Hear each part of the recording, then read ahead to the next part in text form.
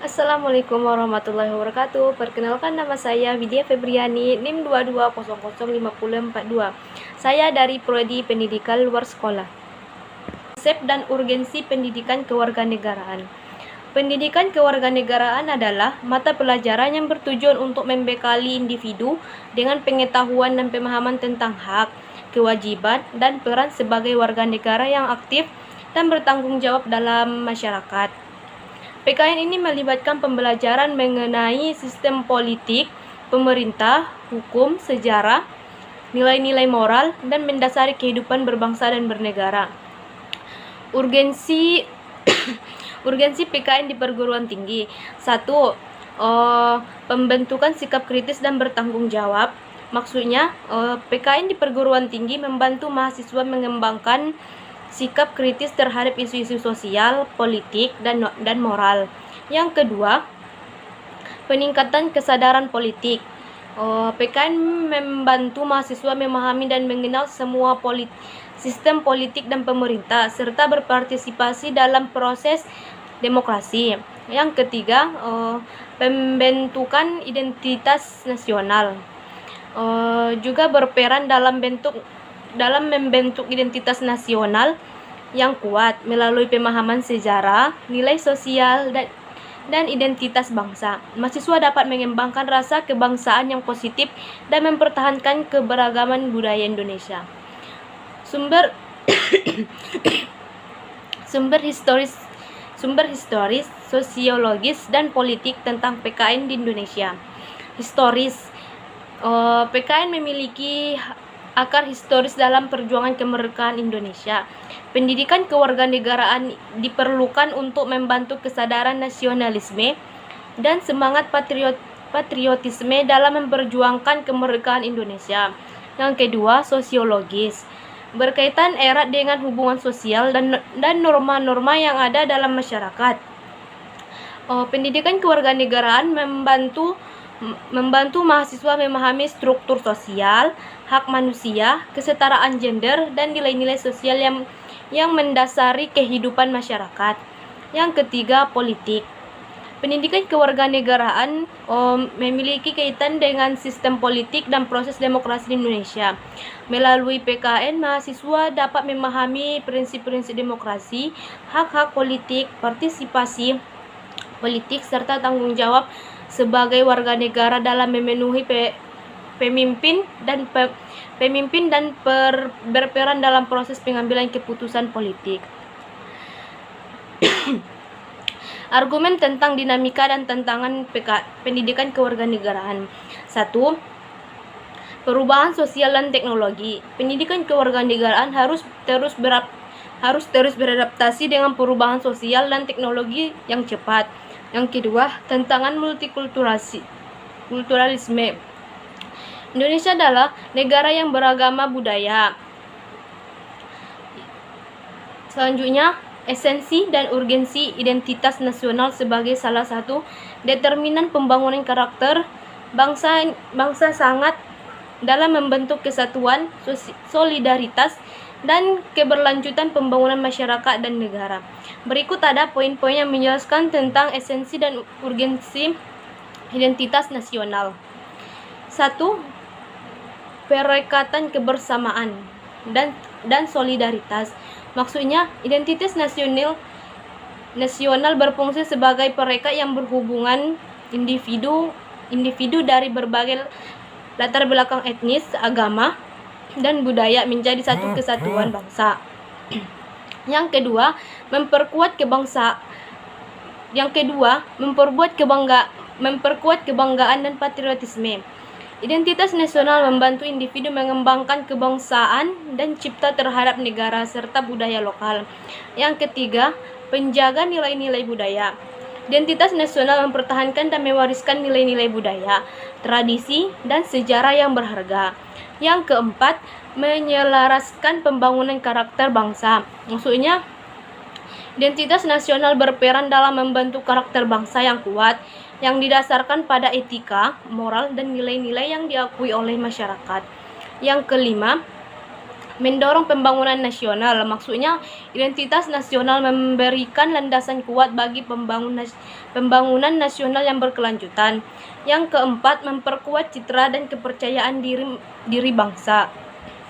Identitas nasional yang kuat juga berdampak positif dan citra dan kepercayaan diri bangsa di tingkat internasional.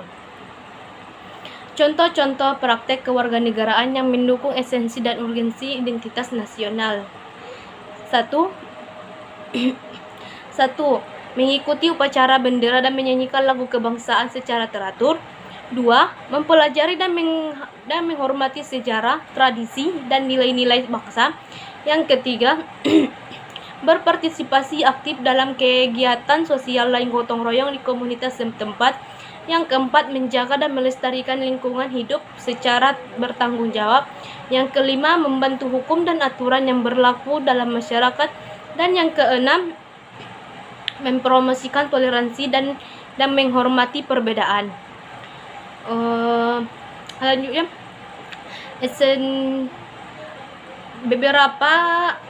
berikut ada beberapa alasan perlu integrasi nasional bagi bangsa. 1. Mempertahankan persatuan dan kesatuan bangsa.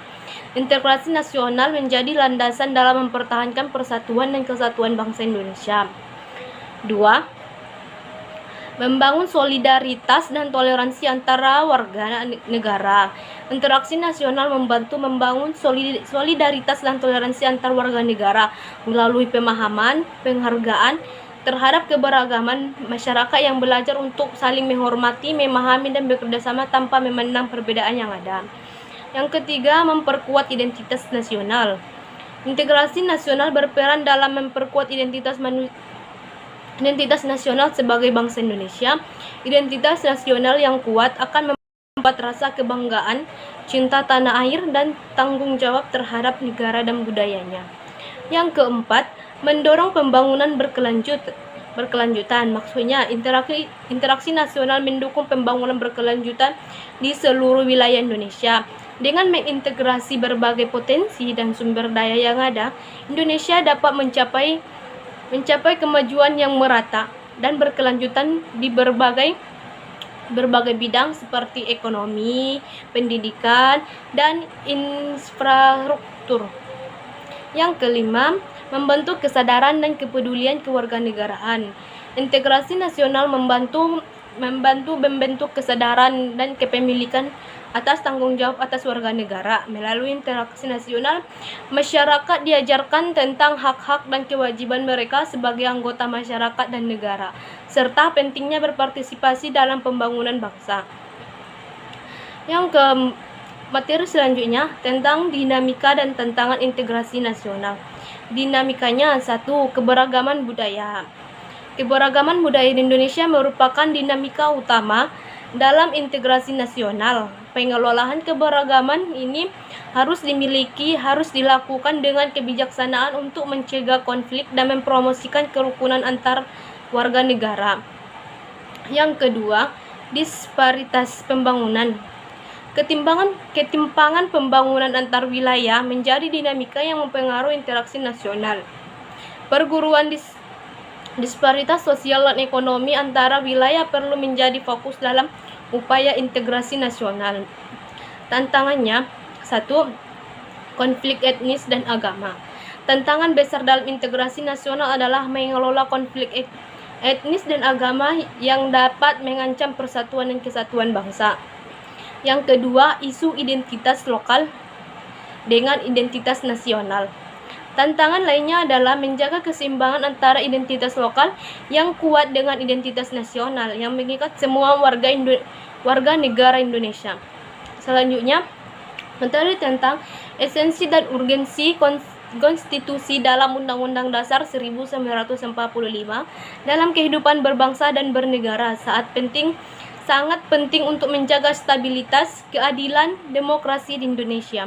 Berikut adalah beberapa perlunya konstitusi dan Undang-Undang Dasar 1945 bagi bangsa Indonesia. 1. Menjamin ketertiban dan keadilan. Konstitusi dan Undang-Undang Dasar 1945 berperan sebagai pijakan hukum yang menjamin ketertiban dan keadilan dalam kehidupan berbangsa dan bernegara. Dokumen ini menetapkan aturan main yang harus diikuti oleh semua warga negara dan lembaga-lembaga dalam melaksanakan tugas dan tanggung jawabnya. Yang kedua, melindungi hak asasi manusia atau HAM. Konstitusi dan Undang-Undang Dasar 1945 memberikan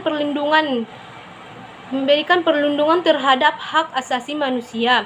Dokumen ini dijamin hak-hak dasar individu seperti kebebasan berpendapat, kebebasan beragama, hak atas keadilan, hak atas pendidikan, dan hak lainnya. Melalui konstitusi, negara berkomitmen untuk melindungi martabat dan kesejahteraan setiap warga negara. Yang ketiga, menetapkan sistem pemerintah yang demokrasi. Konstitusi dan Undang-Undang Dasar 1945 menetapkan sistem pemerintah yang demokrasi di Indonesia. Dokumen ini menunjukkan tinggi prinsip-prinsip demokrasi seperti pemilihan umum, kebebasan berorganisasi, kebebasan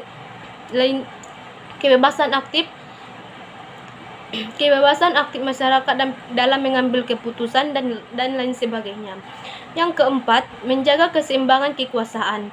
Konstitusi dan Undang-Undang Dasar 1945 mengatur pembagian kekuasaan antara lembaga eksekutif, legislatif, dan yudikatif. Dokumen ini menjaga keseimbangan kekuasaan dan memastikan agar tidak ada satupun lembaga yang memiliki kekuasaan yang berlebihan. Hal ini penting untuk mencegah penyalahgunaan kekuasaan dan menjaga cek dan balance dalam sistem pemerintahan. Yang kelima, menjaga kontinuitas dan stabilitas negara. Konstitusi dan Undang-Undang Dasar 1945 memberikan landasan yang kokoh bagi kelangsungan negara. Dokumen ini mengatur prosedur pengganti kepemimpinan negara, pengambil keputusan politik, dan penyelesaian sengketa yang dapat menjaga stabilitas politik dan berkelanjutan pembangunan. Dinamika dan tantangan konstitusi dan Undang-Undang Dasar 1945 dalam kehidupan berbangsa dan bernegara. Dinamikanya ada 2 poin. 1. Perubahan tuntutan masyarakat. Konstitusi dan Undang-Undang Dasar 1945 harus mampu beradaptasi dengan perubahan tuntutan dan aspirasi masyarakat yang berkembang seiring waktu. Poin yang kedua, perkembangan sosial dan teknologi. Perkembangan sosial dan teknologi dapat mempengaruhi interpretasi dan implementasi konstitusi. Konstitusi dan Undang-Undang Dasar 1945 harus mampu mengakomodasi perubahan sosial dan teknologi yang terjadi dalam masyarakat. Tantangannya, 1. Ketahanan terhadap ancaman tantangan. Ketahanan terhadap ancaman internal dan eksternal. Konstitusi dan Undang-Undang Dasar 1945 harus mampu menjaga ketahanan negara terhadap ancaman internal dan eksternal yang dapat mengganggu stabilitas dan keberlangsungan negara. Yang kedua, korupsi dan penyalahgunaan kekuasaan. Salah satu tantangan utama yang dihadapi oleh korupsi dan penyalahgunaan kekuasaan, Konstitusi dan Undang-Undang Dasar 1945 perlu didukung dengan sistem yang kuat untuk mencegah dan mengatasi korupsi, serta menjaga akuntabilitas dalam penggunaan kekuasaan. Selanjutnya, yang ketiga adalah konflik politik dan keberagaman pendapat. Konstitusi dan Undang-Undang Dasar 1945 harus mampu menangani konflik politik dan perbedaan pendapat yang dapat mempengaruhi stabilitas politik dan kehidupan berbangsa dan bernegara. Yang keempat, perubahan sosial dan kebutuhan reformasi. Tantangan lainnya adalah memastikan bahwa Konstitusi dan Undang-Undang Dasar 1945 tetap relevan dengan perkembangan sosial, kebutuhan reformasi, dan aspirasi masyarakat. Perubahan yang diperlukan harus dilakukan dengan hati-hati untuk memastikan keberlanjutan dan stabilitas negara. Yang kelima, perlindungan hak asasi manusia. Meskipun Konstitusi dan Undang-Undang Dasar 1945 memiliki hak hak asasi manusia, tantangan yang dihadapi adalah memastikan perlindungan hak-hak tersebut secara efektif dan adil bagi semua warga negara, termasuk kelompok minoritas dan rentan. Untuk mengatasi tantangan ini, perlu dilakukan upaya yang melibatkan partisipasi aktif seluruh elemen masyarakat terhadap pemerintah, lembaga legislatif, yudikatif, dan masyarakat sipil. Penguatan lembaga penegak hukum, peningkatan transparansi, akuntabilitas, dan partisipasi publik dalam proses pembuatan kebijakan juga penting dalam menjaga keberlangsungan dan efektivitas konstitusi dan Undang-Undang Dasar 1945 dalam kehidupan berbangsa dan negara. Selanjutnya materi tentang menciptakan harmoni antara kewajiban dan hak negara serta warga negara dalam demokrasi. Esensi yang penting dalam sistem pemerintahan Indonesia. 1. Melakukan harmoni kewajiban dan hak warga negara. Pemerintah sebagai representasi negara memiliki kewajiban untuk menjalankan tugas-tugasnya dengan itikad baik dan bertanggung jawab kepada rakyat. Kewajiban ini meliputi memastikan keadilan, perlindungan hak asasi manusia, penyelenggaraan pelayanan publik, pembangunan infrastruktur, dan menjaga kestabilan negara. Melalui pelaksanaan kewajiban ini, pemerintah menciptakan harmoni dengan memberikan perlindungan dan kesejahteraan kepada warga negara. Yang kedua, membuktikan harmoni kewajiban dan hak warga negara. Warga negara memiliki hak-hak dasar yang harus dihormati dan dilindungi oleh negara. Hak-hak ini mencakup kebebasan berpendapat, kebebasan berekspresi, hak atas keadilan, hak partisipasi politik, hak atas pendidik, dan hak-hak lainnya. Negara harus memastikan bahwa hak-hak ini dijamin dan dapat diakses oleh seluruh warga negara tanpa diskriminasi. Dalam hal ini, warga negara juga memiliki kewajiban yang melaksanakan hak-hak mereka dengan bertanggung jawab dan menjunjung tinggi nilai-nilai demokrasi. Yang ketiga, menciptakan harmoni dan kedaulatan rakyat. Prinsip kedaulatan rakyat menjadi landasan demokrasi di Indonesia.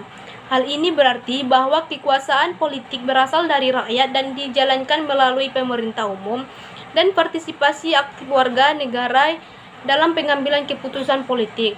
Dalam menciptakan harmoni, negara harus memastikan bahwa kehendak rakyat tercermin dalam kebijakan dan keputusan yang diambil oleh pemerintah. Yang keempat, musyawarah untuk mufakat. Pemerintah musyawarah untuk mufakat menjadi metode penting dalam mencapai harmoni dalam sistem demokrasi Indonesia. Melalui musyawarah, berbagai pihak dalam berdiskusi, mendengarkan pandangan yang berbeda, dan mencapai kesepakatan bersama. Musyawarah dan mufakat memungkinkan negara dan warga negara saling menghormati perbedaan dan mencapai keputusan yang menguntungkan bagi seluruh manusia. Untuk menciptakan harmoni antara kewajiban dan hak negara serta warga negara dalam demokrasi, penting untuk membangun institusi yang kuat, transparan, dan akuntabel. Penguatan lembaga legislatif, yudikatif, penegak hukum, serta partisipasi aktif masyarakat sipil dalam proses pengambilan keputusan. Ada langkah-langkah penting untuk mencapai tujuan ini. Melaksanakan, membuktikan, dan menciptakan harmoni untuk kewajiban dan hak negara serta warga negara dalam demokrasi yang bersumber pada kedaulatan rakyat dan musyawarah untuk mufakat adalah esensi yang penting dalam sistem pemerintahan Indonesia. Pelaksanaan demokrasi Indonesia berdasarkan Pancasila dan Undang-Undang Dasar 1945 perlu dinilai berdasarkan beberapa faktor penting. Yang pertama, keterwujudan nilai-nilai Pancasila. Pancasila sebagai dasar negara Indonesia menyajikan 5 sila fundamental, yaitu ketuhanan yang Maha Esa, kemanusiaan yang adil dan beradab, Persatuan Indonesia Kerakyatan yang dipimpin oleh hikmah kebijaksanaan dalam permusyawaratan perwakilan dan keadilan sosial bagi seluruh rakyat Indonesia. Evaluasi terhadap pelaksanaan demokrasi perlu mempertimbangkan sejauh mana nilai-nilai Pancasila tercermin dalam kebijakan, tindakan pemerintah, serta partisipasi dan perlindungan hak-hak warga negara. Yang kedua, kebebasan berpendapat dan kebebasan pers. Demokrasi yang sehat memberikan ruang bagi kebebasan berpendapat. Evaluasi pelaksanaan demokrasi perlu memperhatikan sejauh mana kebebasan tersebut dihormati dan dilindungi. Adanya kebebasan berpendapat dan kebebasan berpendapat yang luas mencerminkan kebebasan opini dan mendorong partisipasi masyarakat dalam pengambilan keputusan politik. Yang ketiga, proses pemilihan umum yang adil dan transparan. Pemilihan umum merupakan salah satu pilar penting dalam demokrasi. Penilaian terhadap pelaksanaan demokrasi perlu memperhatikan transparansi, keadilan dan akuntabilitas dalam proses pemilihan umum.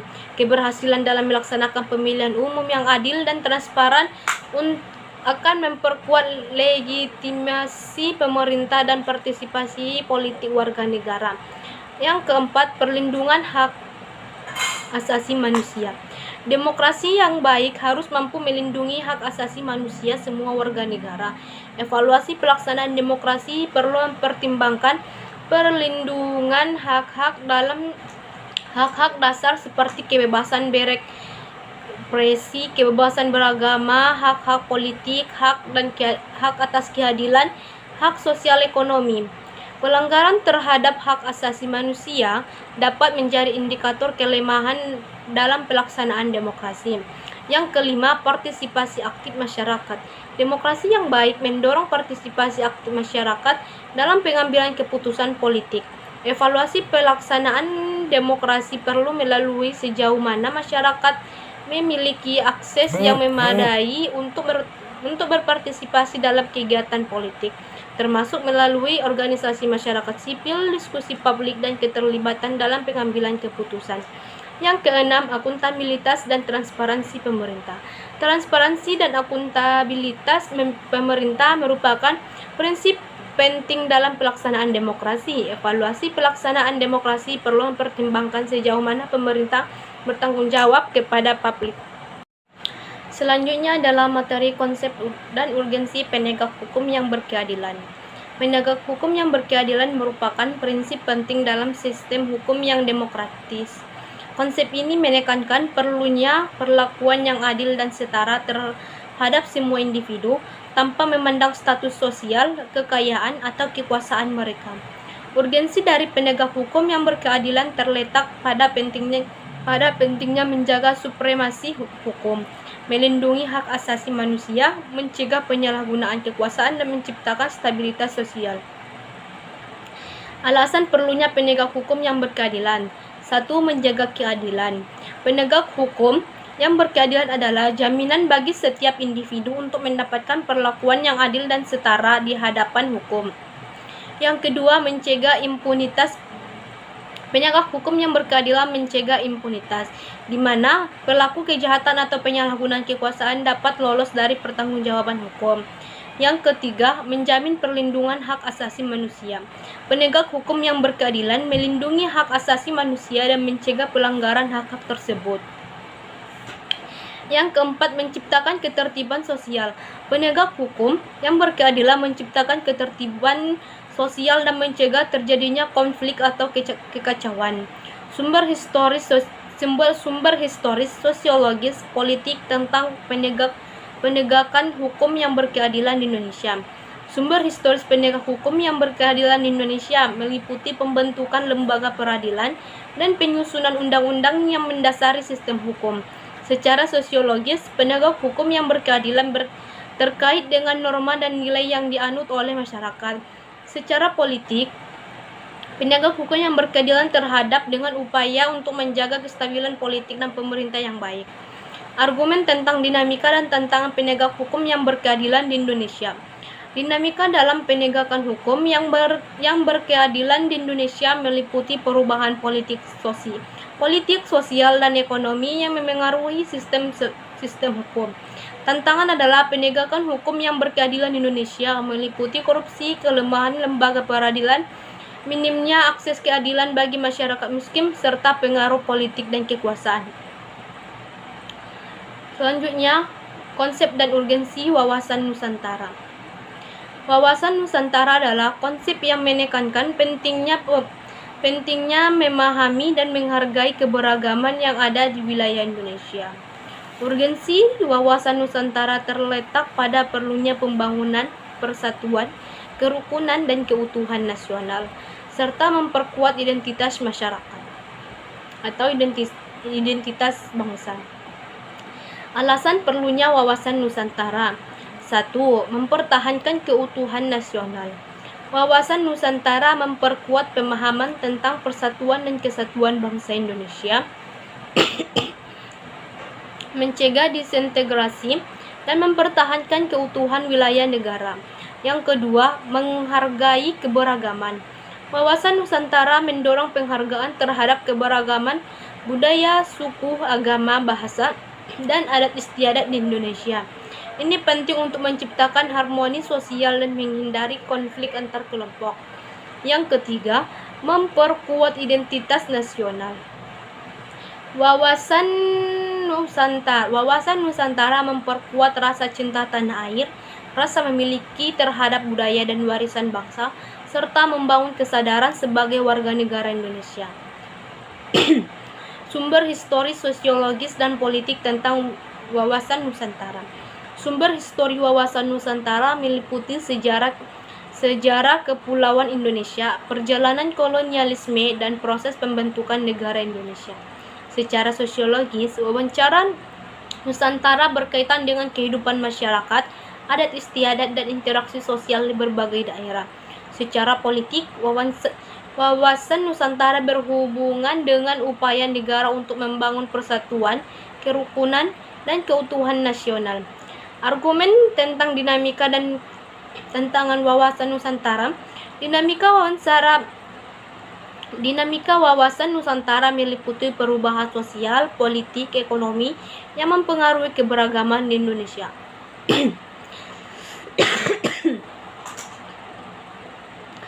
Tantangan dalam menerapkan wawasan Nusantara meliputi ketidakadilan sosial, perbedaan pendidikan, disparitas pembangunan, dan ketimpangan ekonomi antar wilayah. Esensi dan urgensi wawasan Nusantara. Esensi wawasan Nusantara terletak pada pengakuan terhadap keberagaman sebagai sumber kekayaan bangsa, penghargaan terhadap adat istiadat dan budaya lokal, dan upaya memperkuat persatuan dan kesatuan bangsa. Urgensi wawasan Nusantara terletak pada pentingnya membangun hubungan saling menghormati dan toleransi. Ketahanan nasional. Selanjutnya, konsep dan urgensi ketahanan nasional dan bela negara. Ketahanan nasional dan bela negara merujuk pada konsep yang berkaitan dengan upaya mempertahankan keutuhan dan keamanan negara serta kewajiban setiap warga negara dalam melindungi dan mempertahankan negara. Berikut ini adalah konsep urgensi, alasan, sumber historis, sosiologis, politik, dinamika, tantangan, esensi, urgensi, rangkuman, dan praktek kewarganegaraan terkait dengan ketahanan nasional bela negara. Konsep urgensi ketahanan nasional dan bela negara. Ketahanan nasional mencakup aspek pertahanan militer, politik, ekonomi, sosial, dan budaya untuk memastikan keutuhan, keamanan, dan kelangsungan negara. Bela negara adalah sikap dan tindakan setiap warga negara dalam mendukung dan melindungi negara. Urgensi ketahanan nasional dan bela negara terletak pada kebutuhan untuk menjaga kedaulatan negara, melindungi kepentingan nasional, dan mewujudkan stabilitas dan keamanan dalam negeri. Alasan perlunya ketahanan nasional dan bela negara. 1. Mempertahankan dan keamanan. Ketahanan nasional dan bela negara diperlukan untuk menjaga keutuhan dan keamanan negara dari ancaman baik dari dalam maupun luar. Yang kedua, kedaulatan dan kepentingan nasional. Ketahanan nasional dan bela negara merupakan upaya untuk melindungi kedaulatan dan kepentingan nasional terhadap kekayaan alam, wilayah, dan kekayaan intelektual negara. Yang ketiga, pemeliharaan stabilitas dan perdamaian. Ketahanan nasional dan bela negara berperan dalam memelihara stabilitas dalam negeri dan mencegah terjadinya konflik yang dapat mengancam perdamaian. Sumber historis, sosiologis, politik tentang ketahanan nasional dan bela negara. Sumber historis ketahanan nasional dan bela negara meliputi pengalaman sejarah perjuangan bangsa dalam mempertahankan kemerdekaan dan membangun negara. Secara sosiologis, ketahanan nasional dan bela negara terkait dengan nilai-nilai kepahlawanan, semangat gotong royong, dan kesadaran kolektif masyarakat dalam melindungi negara. Secara politik, ketahanan nasional dan bela negara berkaitan dengan kebijakan dan sistem pertahanan negara. Argumen tentang dinamika dan tantangan ketahanan nasional dan bela negara adalah ancaman konvensional maupun non-konvensional seperti terorisme dan perubahan politik global. Tantangan dalam ketahanan nasional dan bela negara meliputi pembangunan sumber daya manusia yang kuat, keterbatasan anggaran, dan sinergi antara lembaga pemerintahan masyarakat. Ketahanan nasional dan bela negara merujuk pada konsep yang berkaitan dengan upaya mempertahankan keutuhan dan keamanan negara serta kewajiban setiap warga negara dalam melindungi dan mempertahankan negara. Berikut ini adalah konsep urgensi, alasan, sumber historis, sosiologis, politik, dinamika, tantangan, esensi, urgensi, rangkuman, dan praktik kewarganegaraan terhadap ketahanan nasional dan bela negara. Assalamualaikum warahmatullahi wabarakatuh. Perkenalkan, nama saya Widya Febriani, NIM 22005042. Saya dari Prodi Pendidikan Luar Sekolah.